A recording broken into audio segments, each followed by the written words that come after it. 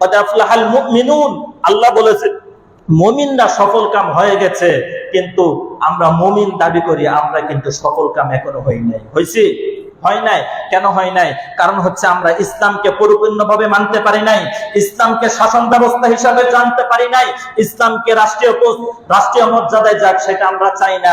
এই কারণে আমরা মুমিনরা সফল হইতে পারি নাই। যদি আপনি সফল হতে চান, কদ আফলাহাল মুমিনুন, এখানে মুমিনের 7টা বৈশিষ্ট্য আল্লাহ পাক রব্বুল আলামিন বলেছেন। বৈশিষ্ট্যগুলো নিচে দেওয়া হয়েছে, কিন্তু আল্লাহ রাব্বুল আলামিন সূরা মুমিনের প্রথমে বলেছেন মুমিনরা সফলকাম হয়ে গেছে।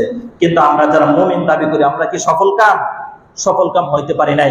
কারণ নামাজে আসি না, নামাজ পড়ি না, রোজার কথা বললে রোজা ভালো লাগে না, যদি জাকাতের কথা বলা হয় জাকাত ভালো লাগে না, ইসলামের কথা আসতে বলে ইসলামের কথা আসতে চায় না, ইসলামকে রাষ্ট্রীয় ক্ষমতায় যাক এটাও যারা চায় না, তারা নিঃসন্দেহে কখনো মুমিন হতে পারে না।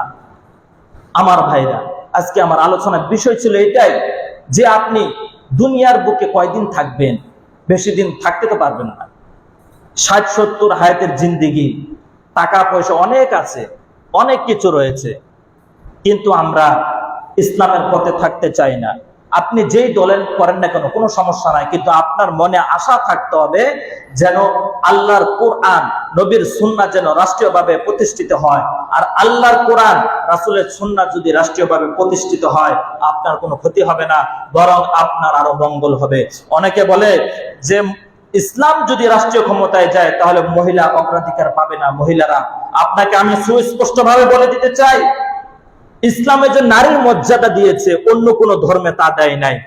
যদি ইসলাম রাষ্ট্রীয়ভাবে ক্ষমতায় যায় তাহলে মনে রাখবেন মহিলাই সর্বদা সর্ববেশি অগ্রাধিকার পাবে। আমরা মুসলমান দাবি করি, মুসলমান মানি, মুসলমান দায়িত্ববোধ করি, কিন্তু ইসলাম রাষ্ট্রীয়ভাবে ক্ষমতায় যাক এটা আমরা চাই না। ঠিক আছে, আপনি বিভিন্ন দল করতে পারেন, সবাই যার যেটা ভালো এটা করবেন, কিন্তু আপনার মনে আশা থাকতে হবে যেন আল্লাহর কোরআনটা যেন রাষ্ট্রীয় মর্যাদা যায়। কারণ কোরআনটা কার? আল্লাহর কোরআন। আল্লাহর কোরআনের পক্ষে যদি আপনি একটা স্লোগান দেন যে রাষ্ট্রীয় মর্যাদায় যাক, তাহলে খুশি হবেন কে? আল্লাহ। এই উসিলা হলেও তো আপনি কাল কিয়ামতের দিন জান্নাতে যেতে পারবেন।